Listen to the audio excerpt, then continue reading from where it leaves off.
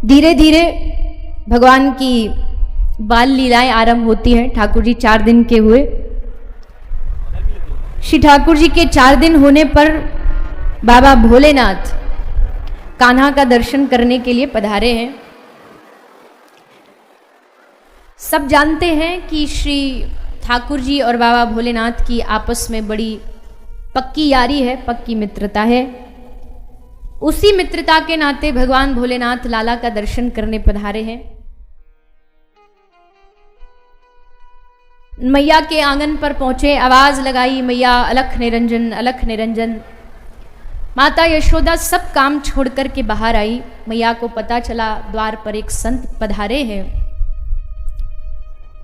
कोई ग्रस्त धर्म में रहता हो और उसके द्वार पर कोई संत आता हो, महापुरुष आता हो, तो उस गृहस्थी का सबसे पहला धर्म यही बनता है कि वो उस महापुरुष का, उस संत का उठ करके सम्मान करे, उनका आदर करे। और जिस घर में संतों का सम्मान होता है, जिस समाज को, जिस परिवार को संत की सेवा करना अच्छा लगता है, जो संत की सेवा में दिन रात लगा रहता है, उसी के घर में भगवान प्रकट होते हैं, उसी के जीवन में भगवान की प्राप्ति होती है। यशोदा मैया साधु प्रेमी थी, इसलिए जैसे पता चला कि द्वार पर कोई संत, कोई महापुरुष आया है, मैया यशोदा उठ करके आई बाबा का दर्शन करने। लेकिन जैसे दर्शन के लिए आई तो क्या देखा कि मैया के मन में तो था कोई महात्मा आया होगा, तो बढ़िया वेशभूषा, सफ़ेद कपड़े होंगे, गेरुआ वस्त्र पहना होगा, खड़ाऊं पहन करके आया होगा, माथे पर चंदन होगा। पर यहाँ क्या, बागंबर धारण किए हुए, गले में सर्प लटकाए हुए, मुंडों की माला धारण किए हुए, शरीर पर भस्म लपेटे हुए बाबा भोलेनाथ पधारे। देख करके यशोदा मैया एकदम घबरा गई। ये कैसा बाबा, ये कैसा स्वरूप इस बाबा का। अरे बाबा काय को आयो है तू मेरे द्वार पर, कहाँ चाहिए तो को। बाबा बोले मैया हम एक मन को भाव लेके आए हैं, हमारी मन की एक बड़ी इच्छा है और हमें पूरी आशा है कि मैया तेरे द्वार तक आज तक कोई खाली नहीं गयो, तो आज मैं भी ना जाऊंगा। मैया बोली हाँ बाबा तुम बस कहो तो, धन धान्य रुपया पैसा कपड़ा अन्न क्या चाहिए तुमको, सोना चांदी हीरा मोती।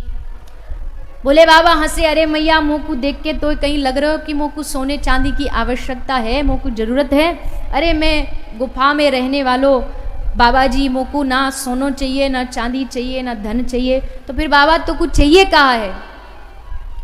तब बाबा ने कहा मैया मेरी इच्छा है कि तू मोको अपने लाला के एक बार दर्शन कराए दे।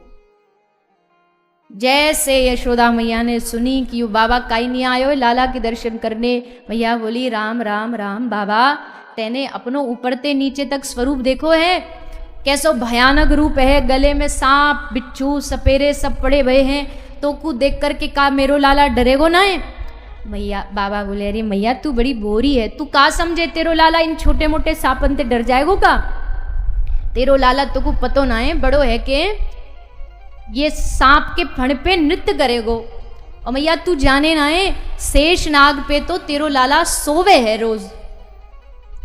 मैया बोली अरे बाबा तू बाबरो है गयो का, शेष नाग पर मेरो छोरा ना है सोवे है, मेरो छोरा तो छोटे से पलना में भीतर सो रहे हो। और कौन सी बात कर रहे हो, तू नाग पे नृत्य करेगो, लगे बाबा तू कहीं गलत घर में आए गए हो। मोह को पतो तेरे घर पर कौन ने जन्म लियो है। यही ताई मैया जब तक तू दर्शन नहीं कराएगी मैं यहीं ठाड़ो ठाड़ो यहीं बैठो बैठो लाला के दर्शन की प्रतीक्षा करूंगो। मैया बोली तो फिर बैठे ही रहे तू, तेरी प्रतीक्षा कभी खत्म ना है रे बेवारी, क्योंकि मैं तो दर्शन नहीं कराऊंगी।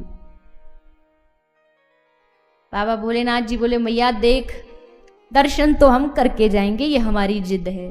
मैया बोली तो दर्शन मैं नहीं कराऊंगी, ये मेरी जिद है। बाबा बोले बक्को नहीं कराएगी, बोले नहीं। कह के मैया भीतर चली गई महल में। अब बेचारे भोलेनाथ जी क्या करें, अभी तक तो सारी जो कमान है लाला की वो यशोदा मैया के हाथ में ही है, वो चाहेंगी तो दर्शन होगा और वो नहीं चाहेगी तो नहीं होगा। अब क्या करें, किसको कहें, किसको बुलाएं। तो बाबा ने सोचा एक काम करो, जिसके दर्शन के लिए हम आए उसी से थोड़ा सा अर्जी लगाओ, क्या पता वो सुन ले।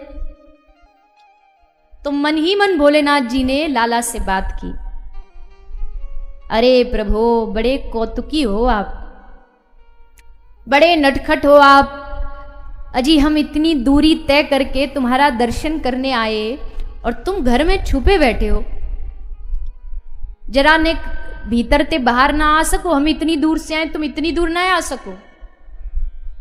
तो मनी मन ठाकुर जी बोले, भोलेनाथ जी बात तो आप ऐसे कर रहे हो जैसे कोई हम बड़े हो गए, अपने पैरों पर चलने लगे, अगर चलना आता तो शायद आ भी जाते, पर अभी तो 4 दिन के हुए पलना में सो रहे, बताओ कैसे आए? मैया लाएगी तो ही आ सकते हैं, मैया को मनाओ। भोलेनाथ जी बोले वो तो हम ट्राई करके छोड़ चुके हैं, क्योंकि आपकी मैया तो पक्की है, एकदम मान ही नहीं रही, तो मैया वाला ऑप्शन तो कैंसिल। अब आप ये बताओ आप अपनी तरफ से क्या कर सकते हो हमसे मिलने के लिए? ठाकुर जी बोले आप ही बताओ क्या करें? तो भोलेनाथ जी बोले आप अपना अस्त्र छोड़ दो। ठाकुर जी बोले ना ना ना, हमने तो प्रतिज्ञा ली है जब तक हम ब्रज में रहेंगे अस्त्र शस्त्र नहीं चलाएंगे। बोले बाबा हंसे कि अरे प्रभु हम वो वाले अस्त्र की बात नहीं कर रहे, हम उस अस्त्र की बात कर रहे हैं जो हर एक बालक के पास होता है। कौन सा अस्त्र होता बालक के पास? जैसे बालक रोए सोई मैया बाप पिघल जाते, अरे अरे ले बेटा चॉकलेट खा। तो उसको पता है कि ये रोएगा तो यहाँ हल्ला मचाएगा, सो उसको करने के लिए। पर आजकल एक और नया सिस्टम आ गया, पहले तो चॉकलेट दी जाती थी, आजकल वो भी नहीं दी जाती। आजकल बच्चा रोए ले बेटा वीडियो गेम खेल, फिर तो बस उसको फोन दे दो। बच्चों को बहुत पता नहीं किसने सिखाया है ऐसी संस्कृति। आज ही मैं एक सुबह एक वर्चुअल इंटरव्यू था एक, तो उसमें सब छात्र जुड़े हुए थे, तो बोल रहे थे कैसे माता पिता को क्या करना चाहिए। मैंने कहा देखो माता पिता होना भी एक आर्ट है, माता पिता बनना कोई आसान नहीं होता है, लेकिन इस आर्ट को हर किसी को निभाना नहीं आता है। कैसे बच्चों का पालन पोषण क्या करे, क्या सिखाए। अगर माता पिता ही बचपन से गलत सिखाएंगे तो फिर बच्चा कैसे सीखेगा? अब माँ बाप सिखाते हैं जब तेरा आज परीक्षा एग्जाम है तो जा भगवान को प्रणाम करके, भगवान तेरा अच्छा करेंगे। अब इसमें क्या सोचा माता पिता ने कि उन्होंने अच्छा काम बताया, लेकिन उन्होंने बच्चों को क्या सिखाया कि भगवान को कब याद करना चाहिए? जब आपको भगवान से कुछ मांगना हो, कि हमारा नंबर दिला दे, हमारा ये करा दे। तो ये बच्चों को सिखा दिया, इसलिए बच्चे जीवन भर भगवान को इतना ही जानते कि बस जो काम बनाए वो भगवान। तो थोड़ा सा समझदारी दिखानी चाहिए बच्चों को। आज का भविष्य जो है वो बच्चे ही है, तो बच्चों के साथ क्या करना चाहिए क्या नहीं करना चाहिए, इसके लिए कोई कॉलेज तो है नहीं, कोई यूनिवर्सिटी तो है नहीं माता पिता के लिए, लेकिन हमारे महापुरुषों ने एक सबसे बड़ी यूनिवर्सिटी दी है सत्संग। रामचरितमानस, भगवत गीता, श्रीमद् भागवत, उसको पढ़ो और उसको पढ़ करके बच्चों को फिर संस्कारवान बनाओ। तो यशोदा मैया तो दर्शन नहीं करा रही, तो ठाकुर जी ने सोचा कि चलो अब अपना अस्त्र छोड़ा जाए। और भगवान श्री बालकृष्ण लाल ने पल्ला में पड़े पड़े जोर जोर से रोना आरंभ कर दिया। जोर जोर से ठाकुर जी रोने लगे। तो कोई भी मैया होती है, बच्चा रोता है तो दूध पिलाती है कि शायद भूख लगी होगी, उसको खिलाती है झुलाती है। मैया ने भी सब किया, पर लाल जी तो एकदम ठानी बैठे थे कि आज चाहे तो बाबा के दर्शन कराए मैया, नहीं तो रो रो के पूरा घर आंसुओं से भर देंगे। मैया ने खूब प्रयास किया कि किसी तरीके से ये चुप हो जाए, पर ठाकुर जी चुप ही नहीं हुए। अब जब ज़्यादा बालक हल्ला मचाता है ना, तो आस पड़ोसन में एक दो ऐसी होती हैं मैयाएं जो अपनी राय देने के लिए वहाँ पहुँच जाती हैं। तेरा छोरा वैसा, तेरे बालक को ये हो गया, तेरे बालक को हो गया। तो एक गोपी आकर के मैया को राय दे रही है, मैया तेरे लाला पे हमको तो लगे नजर लग गई है। तो मैया बोली ठीक है नजर उतार दे। तो गोपी नमक मिर्ची लाई, लाला की नजर उतार दी। अब नजर उतारने के बाद भी चुप ना भये, तो गोपी बोली मैया नजर वजर तो कछु ना लगी, मुझे तो लगे तेरे छोरा पे कोई भूत चढ़ गए हो है। तो मैया बोली भूत कैसे उतरेगो? तो गोपी बोली ये भूत उतारनो तो मोकू भी ना आवे, या तो कोई अच्छो समझदार जानकार बाबा जी चाहिए जहाँ पे भूत उतारवे आते हो। तो मैया बोली मैं कांते लाऊंगी ऐसो बाबा जी जहाँ पे भूत उतारने आवे, जो तंत्र मंत्र जानतो हो। गोपी बोली कहीं जाने की जरूरत नहीं है। जब मैं भीतर घुस रही ना तेरे महल में, तो मैंने देखी आंगन में एक बाबा जी बैठे हो त्रिशूल गाड़ के। देखने में ही लग रहे हो कि कोई भूत प्रेतन को कोई नाथ है। तो मुझे तो लगे वो कि वाह बाबा जी तेने मैं बात कर आऊं, तो तू लाला को ले आई और फिर वही हमारे लाला के भूत उतार दे। मैया बोली खबरदार वा को नाम लियो तो मैं तो बातें कह के आई हूँ, कछु भी आ जाए लाला को मोड़ो नहीं दिखाऊंगी वाकू। गोपी बोली अरे बावरी मैया नहीं दिखाएगी तो तेरो छोरा रो रो के आधो हो जाएगा। अब बता तो को अपनो छोरा ज्यादा प्यारो कि अपनी जिद ज्यादा प्यारी? तो मैया बोली हमको तो अपनो लाला प्यारो, तो बस जो मैं कह रही हूँ वो कर। गोपी गई बाहर, भोलेनाथ जी बैठे थे। बाबा से पूछी बाबा एक बात बता। हाँ बाबा तो को भूत उतारने आवे? बाबा बोले डिपेंड करता है कि किस पे चढ़े हैं। गोपी बोली हमारी लाला पे चढ़े हैं, और हमारे लाला के भूत उतारने के ताई मैं तो कई और बाबा को बुला के ला रही, पर तू भी दिखने में लगे कि कछु जाने हैं, तो बता भूत उतारने आवे तो पे? भोलेनाथ जी तुरंत हृदय से प्रसन्न हो गए कि बस अब ठाकुर जी ने नाटक शुरू कर दिया है, अब तुम भी शुरू कर दो। भोलेनाथ जी बोले अरे गोपी बिल्कुल बिल्कुल क्या बात कर रही है तू, भूत उतारने? अरे जाको नाम ही भूतनाथ है, कवा को भूत उतारने नहीं आएंगे? अरे गोपी हमारो नाम ही भूतनाथ है, लेके आ अभी एक मंत्र पढ़ते ही सब भूत दूर दूर तक छूमंत रह जाएंगे।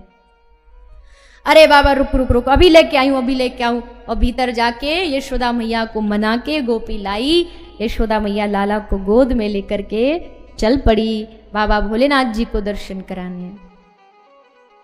जैसे यशोदा मैया लाला को लेकर के बाहर आई, देखते ही एक शायर कहता है कि नजरों से नजर ने नजर से मुलाकात कर ली, रहे दोनों खामोश और बात कर ली। बोले नहीं पर दृष्टि से दृष्टि मिलते ही दोनों की बातें आदान प्रदान हो गई। और तुरंत जैसे भोलेनाथ जी को देखा, श्री लाल जी ने एकदम रोना बंद कर दिया और जोर जोर से हंसने लगे, खिलखिलाने लगे। मैया राजी हो गई कि आहा बाबा जी बड़ा सिद्धि वाला बाबा है, देखो दूर से ही देख करके मंत्र दूर से ही पढ़ा और लाला हंसने लगा। खुश हो गई मैया एकदम, और नजदीक आ गई और पास आ गई। आकर के बाबा से पूछी बाबा मेरे लाला को कछु भविष्य बता दे। तो बाबा ने लाला को भविष्य बतायो, सब बतायो कि तेरो लाला इतनो बड़ो व्यक्ति बनेगो, या के सोने के महल होंगे, ये होगो वो होगो। तो यशोदा मैया बोली बाबा ये सब बातन ते मेरो कोई लेनो देनो ना, मेरे काम की बात बता। बाबा बोले तेरे काम की बात कौन सी है मैया? ले मेरे काम की तो ये बात है कि तू ये बता मेरे छोरा को ब्याह कब होगो? बाबा बड़ी जोरते हंसवे लगे। अरे बावरी मैया कितने दिन को है तेरो लाला? बोले 4 दिन को है। 4 दिन ते ही तो चिंता लगवे लगी कि ब्याह कब होगो? अभी जन्म भयो ना, पेट ते निकलो ना, अभी ते तो कुया को ब्याह करनो है। मैया बोली ना ना बाबा वो बात नहीं है, पर कहा करूं सारी ब्रज की गोपियां ते कलुआ कलुआ कलुआ कह के बुलावे, इतनो कारो है मुझको तो डर लगे पतो ना को ब्याह होगो कि नहीं होगो। बाबा बोले अरे मैया 1 नहीं 2 नहीं 10 नहीं 20 नहीं 50 नहीं 100 नहीं 1000 नहीं 10,000 नहीं 16,000 ब्याह होंगे तेरे छोरा के। 16,108 बहू आएंगी मैया। गंवार हूं, गांव की गोपी हूं, पर इतनी भी गंवार नहीं हूं कि एक आदमी की 16,108 बहू होए का। अरे बाबा तो कुछ सुबह सुबह मजाक सूझ रहे हो? मैया ने सोची कि बाबा मजाक करूं। मैया को कहा पतो कि ये 16,108 ब्याही होंगे इनके। मैया मजाक में उस बात को ले गई, विनोद में, और बाबा भोलेनाथ ने तो सच्चाई बता दी, पर मैया को वहाँ पे यकीन ना भयो। अंत में भोलेनाथ जी मैया के लाला के दर्शन करके उनको प्रणाम करके और वहाँ से विदाई लेके अपने कैलाश को वापस आ गए। फिर भगवान श्री कृष्ण की छठी पूजी गई। छठी पूजन हुआ तो पूतना आई, एक दैत्या, जो कंस ने ही भेजी थी, क्योंकि कंस को पता था देवकी का 8वां पुत्र उसका काल होगा।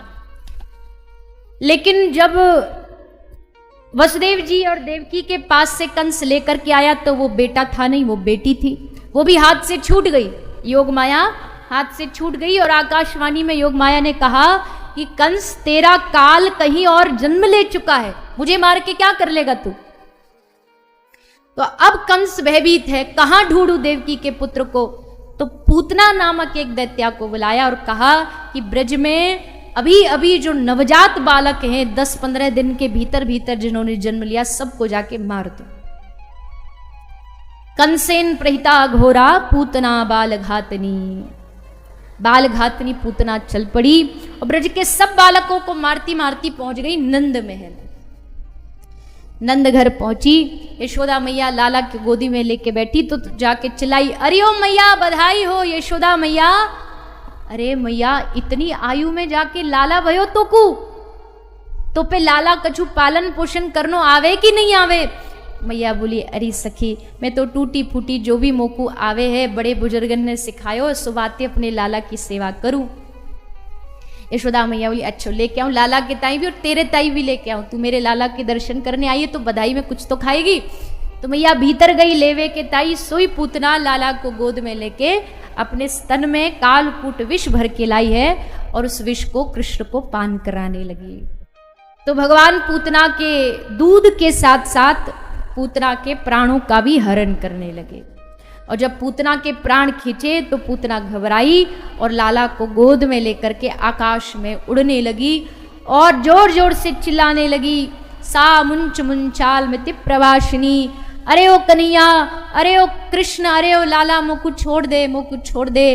ठाकुर जी हंस के बोले, पूतना मौसी तू कन्हैया को जानती नहीं है अभी। कन्हैया या तो किसी को पकड़ता नहीं है और पकड़ ले एक बार तो उसको कभी छोड़ता नहीं है, ये मेरा वादा है। अब ऐसे नहीं छोड़ूंगा, अब तो उद्धार करके ही छोड़ूंगा। सो ठाकुर जी ने प्राण खींचे खींचे और पूतना अंत में जाकर के एक उपवन में गिरी और वहीं पूतना का राम नाम सत्य हो गया। पूतना मारी गई, पूतना का भगवान ने उद्धार किया। पूर्व जन्म की पूतना कौन थी ये सब कथा भी अनेकों शास्त्र ग्रंथों में आती है। भगवान ने पूतना पर कृपा की।